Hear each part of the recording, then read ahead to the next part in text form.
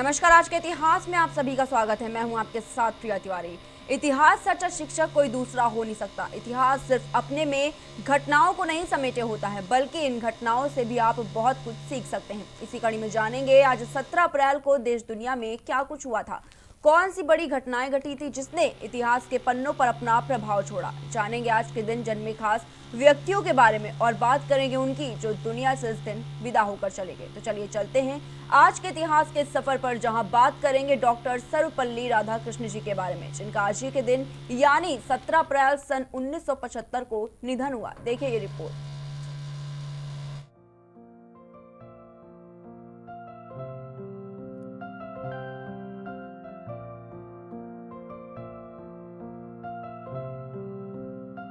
भारत के राष्ट्रपति महान दार्शनिक शिक्षा शास्त्री डॉक्टर सर्वपल्ली राधाकृष्ण का दार्शनिक चिंतन जीवन मूल्यों को लोक जीवन में संचालित करने की दृष्टि एवं गिरते सांस्कृतिक मूल्यों की प्रतिष्ठा का संकल्प कालजयी है, जो युगों युगों तक राष्ट्र एवं समाज का मार्गदर्शन करता रहेगा। उनका जन्म दिवस 5 सितंबर पूरे देश में शिक्षक दिवस के रूप में मनाया जाता है। डॉक्टर राधाकृष्ण का जन्म तमिलनाडु के तिरुतनी ग्राम में, जो मद्रास और अब चेन्नई से लगभग 64 किलोमीटर की दूरी पर स्थित है, वहां पर 5 सितंबर 1888 को हुआ था। वे एक ब्राह्मण परिवार से संबंधित थे। वह बचपन से ही मेधावी थे। इन्होंने वीर सावरकर और स्वामी विवेकानंद का गहन अध्ययन किया। दुनिया के विभिन्न धर्म एवं दर्शनों का तुलनात्मक अध्ययन किया। उन्होंने दर्शन शास्त्र में एमए किया और सन 1916 में मद्रास रेजिडेंसी कॉलेज में दर्शन शास्त्र के सहायक प्राध्यापक नियुक्त हुए। उनको बचपन से ही पुस्तकों से प्रेम था। इस कारण तभी स्पष्ट हो गया था कि यह बालक बड़ा होकर विद्वता एवं महानता का वर्ण अवश्य करेगा। यही हुआ। उन्होंने सत्यम शिवम और सौंदर्य की युगपत उपासना की। उन्होंने अपने बौद्धिक कौशल से संपूर्ण भारत को धर्म एवं संस्कृति को अटूट बंधन में बांधकर विभिन्न मतमांतरों के माध्यम से सामंजस्य स्थापित किया। उन्होंने विज्ञान का अनादर नहीं किया, किंतु उसके जो दोष हैं उनकी उन्होंने भर्त्सना की। वे दर्शन को केवल मानसिक व्यायाम का साधन नहीं मानते थे, इसलिए उन्होंने जो कुछ लिखा वह केवल बुद्धि की दृष्टि के लिए नहीं है, बल्कि उससे तत्कालिक समस्याओं का समाधान होता है। जीवन को गति मिलती है, मन को प्रेरणा एवं धार्मिक भावों को स्फूर्ति प्राप्त होती है। डॉक्टर राधाकृष्ण की महात्मा गांधी से प्रथम भेंट 1915 में हुई थी। उनके विचारों से प्रभावित होकर राधाकृष्णन ने राष्ट्रीय आंदोलन के समर्थन में लेख भी लिखे। जुलाई 1918 में मैसूर प्रवास के समय उनकी भेंट रविंद्रनाथ टैगोर से हुई। इस मुलाकात के बाद वह टैगोर से काफी अभिभूत हुए। उनके विचारों की अभिव्यक्ति हेतु डॉक्टर राधाकृष्ण ने 1918 में रविंद्रनाथ टैगोर का दर्शन शीर्षक से एक पुस्तक लिखी। इसके बाद उन्होंने दूसरी पुस्तक the reign of religion in contemporary philosophy लिखी। इस पुस्तक में उन्होंने अंतर्राष्ट्रीय स्तर पर पहचान दी और यह डॉक्टर राधाकृष्ण की ही प्रतिभा थी कि स्वतंत्रता के बाद इन्हें संविधान निर्मात्री सभा का सदस्य बनाया गया। आजादी के बाद उनसे आग्रह किया गया कि वह मातृभूमि की सेवा के लिए विशिष्ट राजदूत के रूप में सोवियत संघ के साथ राजनयिक कार्यों की पूर्ति करें। इस प्रकार विजयलक्ष्मी पंडित का इन्हें नया उत्तराधिकारी भी चुना गया। डॉक्टर राधाकृष्ण ने अनेक महत्वपूर्ण पदों पर कार्य किया। वे पेरिस में यूनेस्को नामक संस्था की कार्य समिति के अध्यक्ष भी रहे। यह संस्था संयुक्त राष्ट्र संघ का एक अंग है। राष्ट्रपति बनने के बाद राधाकृष्णन ने भी पूर्व राष्ट्रपति डॉक्टर राजेंद्र प्रसाद की भांति स्वैच्छिक आधार पर राष्ट्रपति के वेतन से कटौती कराई थी। उन्होंने घोषणा की कि सप्ताह में 2 दिन कोई भी व्यक्ति उनसे बिना पूर्व अनुमति में मिल सकता है। इस प्रकार राष्ट्रपति भवन को उन्होंने सर्वहारा वर्ग के लिए खोल दिया। भारत के प्रथम राष्ट्रपति डॉक्टर राजेंद्र प्रसाद की तुलना में राधाकृष्ण का कार्यालय काफी कठिनाइयों से भरा था। इनके कार्यकाल में जहां भारत चीन युद्ध और भारत पाकिस्तान युद्ध हुए, वहीं पर 2 प्रधानमंत्रियों की पद पर रहते हुए मृत्यु भी हुई। उनके कार्यकाल में ही पंडित नेहरू और शास्त्री जी के प्रधानमंत्री के पद पर रहते हुए मृत्यु हुई थी, लेकिन दोनों बार नए प्रधानमंत्री का चयन सुगमता पूर्वक किया गया, जबकि दोनों बार उत्तराधिकारी घोषित नहीं था और न ही संवैधानिक व्यवस्था में कोई निर्देश था कि ऐसी स्थिति में क्या किया जाना चाहिए। सचमुच उनका जीवन एक प्रेरणा है, एक रोशनी है। इस रोशनी को साथ रखते हुए आदर्श समाज रचना के संकल्प को सचेतन करने के लिए हम अग्रसर बने।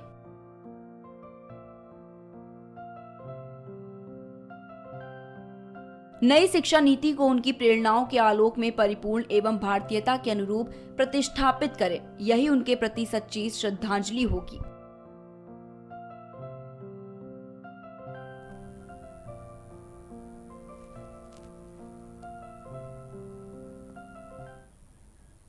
तो ये जाना आपने महान दार्शनिक शिक्षा शास्त्री डॉक्टर सर्वपल्ली राधाकृष्णन के बारे में, जिनका आज ही के दिन निधन हुआ था।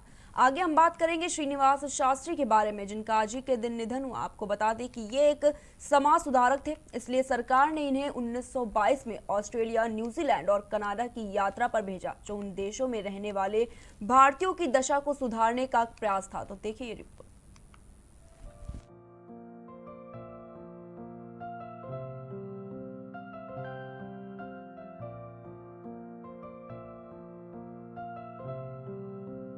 श्रीनिवास शास्त्री का पूरा नाम वालंगिमन शंकरा नारायण श्रीनिवास शास्त्री है। इनका जन्म कर्नाटक के तंजौर जिले में वालंगी इमान गांव में 22 सितंबर 1889 को एक गरीब ब्राह्मण परिवार में हुआ था। यह ग्राम प्रसिद्ध तीर्थ स्थल कुंभकोणम के पास है, जहां हर 12 वर्ष बाद विशाल रथ यात्रा निकाली जाती है। इनके पिता एक मंदिर में पुजारी थे और इनकी माताजी भी अति धर्मनिष्ठ थी, अतः इनका बचपन धार्मिक कथाएं एवं भजन सुनते हुए बीता। इसका इनके मन पर गहरा प्रभाव हुआ और इन संस्कारों का उनके भावी जीवन में बहुत उपयोग हुआ।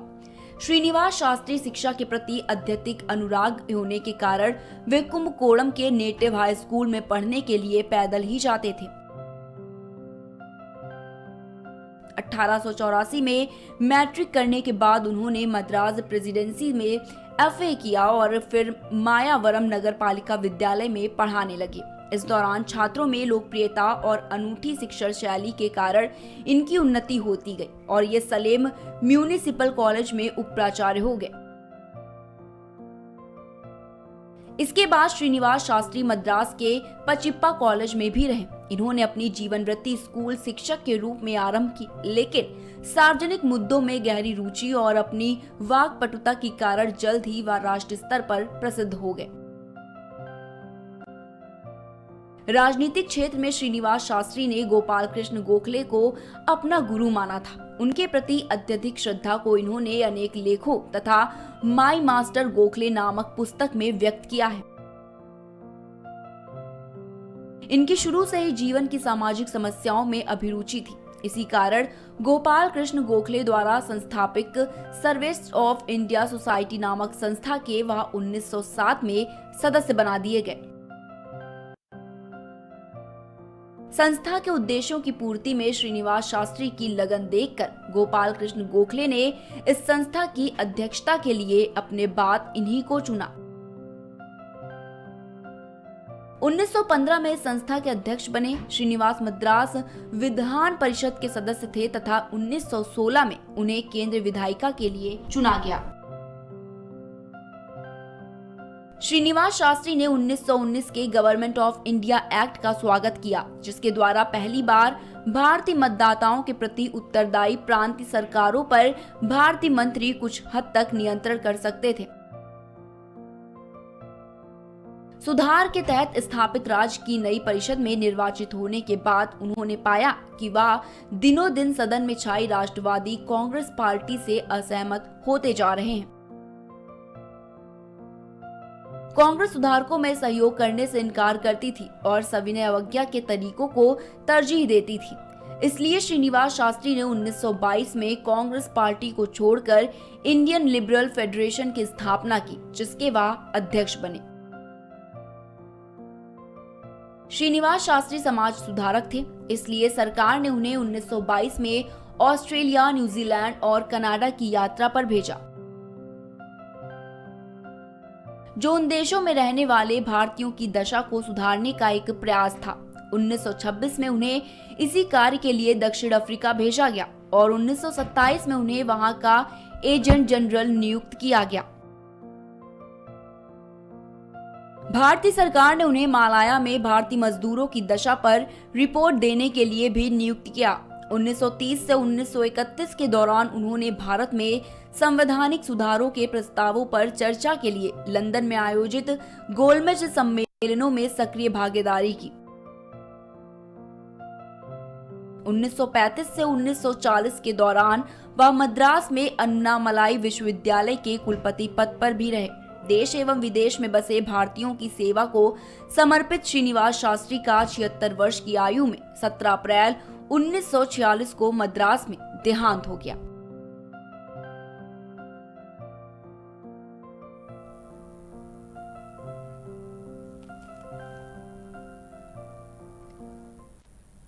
तो ये जाना आपने श्रीनिवास शास्त्री के बारे में, जिनका आज ही के दिन निधन हुआ। आज के इतिहास में हम बढ़ेंगे आगे और बात करेंगे हीमोफीलिया दिवस के बारे में, जो आज ही के दिन विश्व भर में मनाया जाता है। आपको बता दें कि आज लोगों को इस बीमारी के प्रति जागरूक भी किया जाता है, जिससे कि लोग इस बीमारी के बारे में ज्यादा से ज्यादा जान सके और अपना बचाव भी कर सके। देखिए ये रिपोर्ट।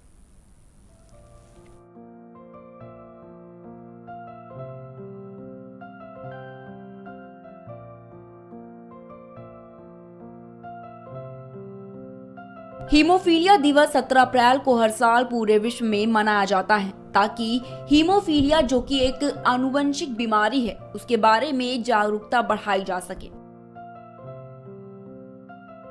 इसे विश्व फेडरेशन ऑफ हीमोफीलिया यानी कि WHF द्वारा शुरू किया गया था, उन लोगों की देखभाल, बेहतर निदान और उन प्रयासों के लिए जो बिना इलाज के रहते हैं। साथ ही यह दिन उन लोगों के लिए धन जुटाने के लिए भी प्रेरित करता है जो इस बीमारी से पीड़ित हैं और इलाज का खर्च उठाने में सक्षम नहीं है। यह दोस्तों, परिवार, सहकर्मियों इत्यादि के साथ रोग पर चर्चा करने और हीमोफीलिया रोग से पीड़ित रोगियों का समर्थन करने का अवसर भी प्रदान करता है। बात करें 30वें विश्व हीमोफीलिया दिवस यानी 2020 की, तो उस दिन थीम थी गेट इन्वॉल्व्ड। यह थीम रोगी परिवार के सदस्य या देखभाल करने वाले, एक कॉर्पोरेट साथी, एक स्वयंसेवक या एक स्वास्थ्य सेवा प्रदाता इत्यादि को प्रोत्साहित करता है, ताकि हीमोफीलिया बीमारी के बारे में जागरूकता बढ़ाने में मदद मिल सके, जो एक आनुवंशिक रक्तस्राव विकार और दुनिया में हर जगह पर्याप्त देखभाल के लिए संभव बनाने का आग्रह करता है। विश्व हीमोफीलिया दिवस की शुरुआत वर्ल्ड फेडरेशन ऑफ हीमोफीलिया द्वारा 1989 को 17 अप्रैल को की गई थी।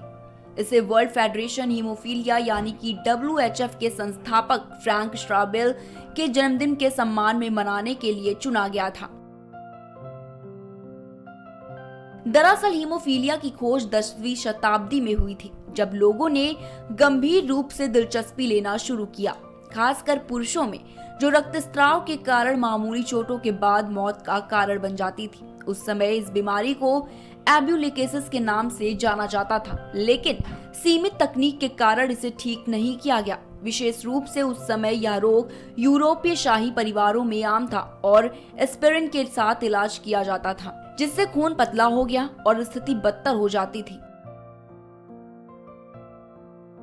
फिर 1803 में फिलाडेल्फिया के डॉक्टर जॉन कॉनराड ऑटो ने ब्लीडर्स नाम के लोगों का अध्ययन करना शुरू किया और कहा कि यह एक वंशानुगत बीमारी है जो उनकी माताओं द्वारा पुरुषों में हो जाती है।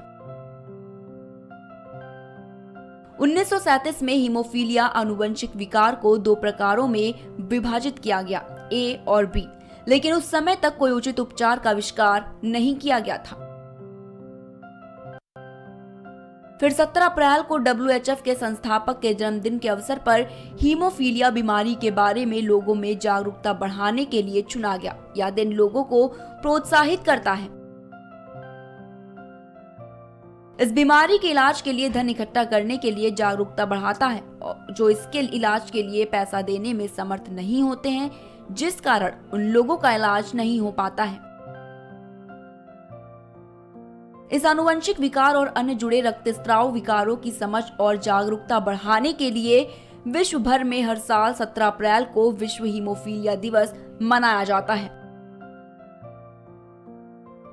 बहुत से लोग जागरूकता फैलाने वाले अभियानों का आयोजन करते हैं और हीमोफीलिया बीमारी के बारे में आम जनता को सूचित करने के लिए कई कैंपेन्स करते हैं। यहाँ तक कि विभिन्न स्वास्थ्य संगठनों के कर्मचारी इवेंट्स या कैंपेन्स में भाग लेते हैं। इस बीमारी के साथ मुख्य मुद्दा ये भी है कि हीमोफीलिया से पीड़ित लोगों को उचित उपचार नहीं मिल पाता है या कभी कभी सही से इलाज नहीं हो पाता है। क्या आप जानते हैं कि 10,000 में से लगभग 1 में रक्तस्राव विकार होता है और उचित उपचार की आवश्यकता होती है।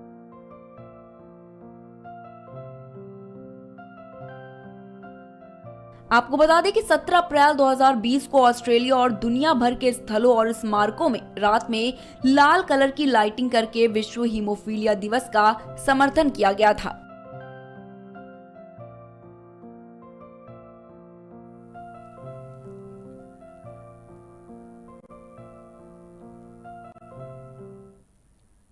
तो आज के इतिहास में हमने जाना डॉक्टर सर्वपल्ली राधाकृष्णन श्रीनिवास शास्त्री और विश्व हीमोफीलिया दिवस के बारे में। हम कल फिर हाजिर होंगे एक नए इतिहास के साथ। तब तक के लिए देखते रहिए प्राइम टीवी।